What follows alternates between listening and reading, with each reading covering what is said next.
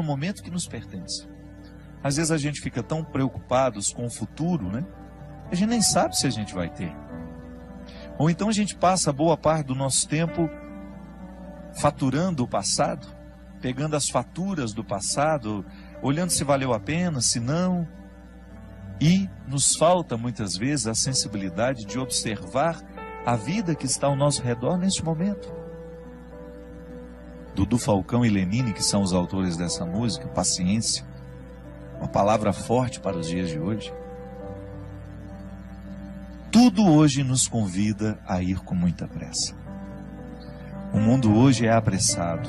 E se a gente não cuida, a gente entra nesse ritmo acelerado que nos impede muitas vezes de perceber a própria vida.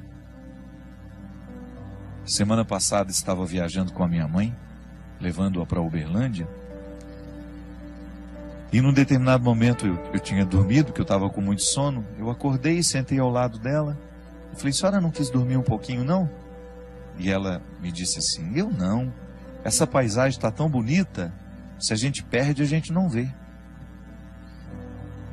Achei a resposta da minha mãe muito sábia. É verdade. Muitas vezes nós não apreciamos a viagem, ou porque estamos ocupados com tantas coisas, porque até queremos dormir um pouco, não é nenhum problema. Mas ela, diante da beleza da paisagem que ela tinha do lado de fora do ônibus, ela preferiu apreciar aquilo que estava sendo a viagem. É interessante porque às vezes, quando nós pegamos a estrada, a nossa ansiedade é chegar. Por isso que às vezes a gente acelera tanto, a gente anda até acima da velocidade permitida, colocando em risco a nossa vida, em risco a vida do outro. Porque nos falta a percepção de que na viagem o importante é o ir. A graça não está no destino final, mas está em cada passo, em cada etapa desse deslocamento que nos leva até aquele lugar. Para isso a gente precisa ter paciência. Talvez seja a virtude mais necessária para os dias de hoje, a gente ter paciência. Paciência com o processo da vida, paciência com os outros que estão ao nosso redor. Porque só na paciência é que a gente descobre que a vida é rara. Que a vida é rara, que ela precisa ser apreciada, ser saboreada, que essa vida merece ser vivida em cada momento, em cada etapa, com muita intensidade. E às vezes nós vamos ficando cansados, né? Nós vamos perdendo a capacidade de ter essa paciência. Pode observar, quando nós estamos estressados demais, a primeira coisa que a gente perde é a paciência. A gente tem dificuldade de lidar com o tempo, a gente tem dificuldade de lidar com as esperas, com as demoras, a gente quer tudo para ontem. A gente coloca a nossa alma num ritmo tão acelerado e que é tão contrário a ela. Minha gente, nós precisamos prestar muita atenção no ritmo que nós estamos dando à nossa alma. Muitas vezes nós estamos fazendo a nossa alma viver num ritmo que sufoca, que mata aos poucos. E quem é que impõe esse ritmo à alma? O corpo. Porque nós não podemos separar as duas realidades. A antropologia cristã nos ensina que corpo e alma precisam ser conjugados juntos. Mas você não pode esquecer que elas têm necessidades diferentes. São duas realidades que necessitam de coisas diferentes. O corpo precisa de atividade física, precisa de alimento, precisa de descanso, precisa de conhecimento. Não é assim que funciona? Se você cuida bem da saúde do seu corpo, você vai observar a necessidade de vez em quando fazer um check-up, fazer um exame de sangue, examinar tudo aquilo que é o funcionamento do seu corpo, porque você quer viver, você quer ter saúde. Então, para ter saúde, é preciso administrar as necessidades do corpo. É preciso compreender o mecanismo do corpo, como é que ele funciona, quais são as necessidades que ele tem. O corpo precisa ser hidratado, então por isso a gente não pode esquecer de beber água. O corpo precisa de higiene, por isso que nós não podemos deixar de tomar banho, cortar o cabelo, cortar as unhas. O corpo precisa de ter dinâmica, Ele precisa estar disposto. Para isso que a gente coloca uma disciplina de atividade física, para que esse corpo não fique envelhecido mais do que a idade que você tem. Porque isso também acontece. Às vezes a gente está com 50 anos, mas por causa da vida errada que a gente deu ao corpo, que a gente impôs ao corpo, talvez a gente já esteja com 70 anos na carne, mas não na realidade. Então o corpo tem necessidades que, se a gente não observa, ele entra num processo de falência logo. Aí aquela vida bonita que você poderia desfrutar, você não desfruta porque você foi negligente com as necessidades do seu corpo. Aí você vai para as necessidades da alma. Oh, meu Deus! Como são diferentes as necessidades da alma. A alma precisa de oração, a alma precisa de silêncio. Claro, é o corpo que faz esse silêncio para que depois a alma possa sentir. Eu gosto de dizer que quando o corpo fica calado, até que a alma comece a sentir os benefícios do corpo estar quieto e calado, vai um tempo, não é imediato. A alma fica rebuliça dentro do corpo porque a gente está sempre apressado. Nós estamos dando ao corpo um ritmo alucinante constantemente. Então a alma tem dificuldade de descansar. E a oração, a verdadeira oração, é aquela que, calado o corpo, a alma também começa a se calar. E aí ela começa a ficar propensa a Deus. Ela começa a ter a possibilidade de ter um encontro com Deus. Por quê? Ao disciplinar o corpo numa quietude e num silêncio, a alma começa a entrar neste contexto de silêncio, de quietude, que é onde a gente vai ter a oportunidade de ouvir Deus falar com a gente. A alma precisa de música. Quantas vezes você chegou cansado em casa, tomou um banho, deitou na sua cama, colocou uma música que te relaxava e você sentiu que a sua alma agradeceu aquele carinho que você fez a ela? Isso é oração também. Ainda bem que nós temos aqui, as músicas que nos fazem rezar. Ou gosto de dizer, as músicas que rezam por nós. A gente grava tantos CDs todo ano. Aqui na Canção Nova você tem uma infinidade. Nós temos aqui o novo trabalho, o meu, Deus no Esconderijo do Verso. Todas essas músicas compostas, pensadas, elaboradas, gravadas, para que a alma viva o deleite que a arte pode trazer. São canções naturalmente religiosas que vão fazendo com que a nossa alma desfrute dessa tranquilidade. A arte ensina a nossa alma a ser paciente. A oração ensina a nossa alma a ser paciente. Aqui na Canção Nova nós temos tantos produtos para isso. Uma palestra, um livro. Você tem aqui o livro Discípulo da Madrugada. Você começa a ler um livro que foi preparado para isso. Nós não só queremos vender o trabalho que a gente faz. Não. O primeiro motivo aqui, por acaso esse trabalho aqui pode ajudar. Ajuda aqui a Canção Nova, ajuda as minhas obras, ajuda a tantas pessoas. Mas o primeiro objetivo que a gente tem quando escreve um livro, quando compõe uma música, quando a gente grava um CD, é proporcionar àqueles que nos acompanham, que acreditam no nosso trabalho, proporcionar um aprendizado da paciência nessa alma. Então a gente tem uma leitura que nos tranquiliza, que nos ensina valores, que mexe na nossa cabeça, que mexe no nosso jeito de pensar. Aí você vai percebendo este movimento natural de Deus, trazendo essa paciência que é tão fundamental para que a gente tenha equilíbrio para enfrentar as pressas da vida. Porque eu vou te contar uma coisa, hoje é impressionante como nós encontramos pessoas que estão destruindo as suas vidas porque não aprenderam a paciência. A pressa nos mata. Você que está me ouvindo, eu tenho certeza que você sofre na sua carne as consequências da sua ansiedade. A ansiedade te adoece. A falta de paciência prejudica o seu relacionamento com os outros. Nós estamos agitados demais. Nós estamos vivendo para fora demais. Nós temos compromisso demais, quietude de menos. Você sabe que eu, na minha vida, como eu sou uma pessoa que tenho uma vida muito pública. Eu estou o tempo todo encontrando muita gente, eu trabalho muito, eu tenho muitos eventos, eu viajo toda hora, eu encontro muita gente. Eu assumi uma regra para mim.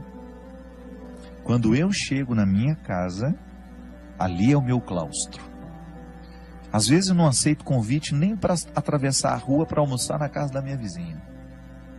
Porque eu sei que a minha alma precisa dessa quietude. Eu preciso do meu silêncio. E eu só saio quando eu realmente tenho de sair. Porque eu descobri que para eu dar conta de viver essa vida muito pública, eu preciso ter bastidores. Eu preciso ter o meu espaço de vida consagrada ao silêncio, à quietude, à oração. Porque nessa correria nem sempre eu consigo. Mas você já imaginou se eu chegasse na minha casa e impusesse a mim uma rotina de vida social que me retirasse para jantar, para isso, para aquilo, para uma festa? Não aguentaria a vida que eu tenho. E como eu privilegio a minha vida de missão, porque eu sou um missionário, eu escolhi ser missionário. Ninguém me obrigou a ter essa vida. Eu, para estar aqui toda quarta-feira, eu sei o sacrifício que eu preciso fazer. Para eu poder pegar as estradas e enfrentar os inúmeros desafios das estradas, a dispersão das estradas. Minha gente, às vezes até num camarim, que é aquele lugar último antes de entrar no palco para cantar. O camarim deveria ser o lugar da oração, do sossego, da tranquilidade. Isso não existe para mim. É lá que muitas vezes claro, não estou reclamando, estou dizendo, é a vida que ficou assim. Às vezes eu tenho tanta gente para atender, tanta gente querendo conversar comigo, que quando eu subo no palco, me restam 2, 3 minutos ali só para me concentrar, para entrar ali no palco e dar tudo de mim. Essa semana mesmo, eu fui a Poços de Caldas e eu tinha 1h30 para fazer o evento, porque eu precisava pegar a estrada de madrugada, que eu tinha um compromisso logo cedo em Taubaté. Senão eu não ia conseguir dormir nem 2 horas. E aí tudo bem, o evento começou, o show começou. Aí a minha assistente, a Mônica, que fica do lado, faltam 10 minutos. E aí eu olhei para aquele povo. Não tenho coragem de parar o show aqui agora, porque eu preciso ir embora. Ali é o lugar da minha dedicação. Você sabe por quê? As pessoas vão ali para me ouvir. É claro que depois eu me dou o direito de dizer, olha, não vou autografar CD de ninguém, não vou tirar foto com ninguém, porque eu preciso ir embora. Mas o meu tempo de evangelização em cima do palco é sagrado. Ali é o horário de exercer o meu ofício. Eu não posso ter pressa no ofício de evangelizar. Mas quando eu chego em casa, eu preciso me dar o direito de viver esses bastidores. De viver esse silêncio, essa quietude, de desligar um pouco o meu telefone, de esquecer que ele existe, de estar um pouco mais diante de Deus, para que Ele me preencha, para que depois, quando eu voltar para a estrada, eu continue tendo o que oferecer ao outro. Olha aqui, você tem uma vida diferente da minha. Você não tem essa necessidade de evangelizar como eu evangelizo. Mas não se engane. Você também tem a mesma necessidade que eu tenho de ter bastidores. Sua vida te exige. Você tem uma vida social que te joga para fora o tempo todo. Você trabalha muito, você encontra muita gente. E qual é o espaço que você cria para criar dentro do seu coração esse espaço de paciência que só Deus pode nos dar? Qual é o espaço que você cria para que Deus tenha condições de moldar a sua alma de acordo com a sua vontade, com o desejo que Ele tem? Qual é o espaço que você oferece a Deus para que o seu florescimento espiritual aconteça? Para que você não se desgaste demais nessa vida que não para, nessa vida que é tão rara e que muitas vezes você não percebe por causa do modo de vida que você escolheu viver? Quando eu dou o meu testemunho de que eu tenho estrada demais e muitas vezes bastidores de menos, e que por isso que quando eu chego em casa, eu tenho que me recolher e proporcionar ao meu coração uma restituição espiritual. Eu fico pensando também os meus amigos que são padres, que enfrentam no seu dia a dia o desafio de atender as pessoas o tempo todo, porque muitas vezes as pessoas não estão preocupadas com o descanso do padre. Eu já encontrei muitos padres que ficam até constrangidos de dizerem que vão tirar um dia de férias, uma segunda-feira, por exemplo, para descansar. É direito dele. Ele precisa restituir no coração aquilo que ele oferece ao longo da semana. Há padres que celebram 5, 6 missas por domingo. Isso é desgastante, minha gente. A graça de Deus nos sustenta, mas nós também precisamos buscar a quietude para que esta graça alcance o nosso coração e nos restitua com a nossa paciência. Muitas vezes nós encontramos os nossos padres, os nossos pastores dando patada no povo. Não é porque eles são ruins, não. É porque eles estão cansados, eles estão excessivamente carregados. Por isso que nós, como leigos, vocês aí, que acompanham os padres de vocês, prestem atenção se o padre não está trabalhando demais, se vocês não estão exigindo demais dele. Ofereça a eles isso. O padre vai passar um dia lá em casa, ninguém vai te importunar, nós vamos oferecer uma casa onde o senhor possa descansar um pouquinho, passar um tempo com pessoas que não vão te exigir nada como padre, onde o senhor seja apenas um ser humano, onde o senhor possa rezar, possa ficar em silêncio. E você não pode negligenciar na sua vida a construção deste espaço. Até na nossa vida consagrada, nós que somos consagrados a Deus, eu vejo aqui na Canção Nova, como esses meninos e meninas trabalham. Eles trabalham muito. O meu diretor mesmo, China, que agora está trabalhando ali nos bastidores. Quantas vezes esse menino passa a noite editando programas, às vezes o programa que vai ter de ser repetido, ele passa a noite editando esses trabalhos. Trabalha muito. Se você vê esta equipe que está aqui, eles são trabalhadores e não tem muito tempo, não. Mas você vai olhar para eles, você vai buscar na vida deles, os consagrados sobretudo, sempre encontram o seu espaço de estarem em silêncio diante do Senhor, buscando a restauração dessa vida espiritual que vai por água abaixo se a gente descuida. Eu já lhe disse isso aqui uma vez e volto a repetir. O fundador da Congregação dos Padres Sagrado Coração de Jesus, lá onde eu fui formado, graças a Deus, toda a minha formação eu devo à Congregação do Sagrado Coração de Jesus. Padre João Leão Deon, ele dizia assim: Deus não pode fazer nada com as nossas obras se antes Ele não possuir o nosso coração. É disso que eu estou falando. Quando nós oferecemos a Deus o nosso serviço e esquecemos de oferecer a Ele o coração, que é a metáfora de todos os meus bastidores, Deus não poderá restituir aquilo que eu ofereço ao outro através do meu trabalho. E em pouco tempo eu estarei oferecendo a mim. E oferecer a mim, somente a mim, vai me desgastar demais. Eu vou ficar cansado, eu vou perder a paciência, eu vou ficar estressado, eu vou ficar bruto com as pessoas e eu vou esquecer a delicadeza, que é justamente a característica de todo cristão. Portanto, não tenha medo de introduzir na dinâmica do seu cotidiano o espaço da sua restauração interior.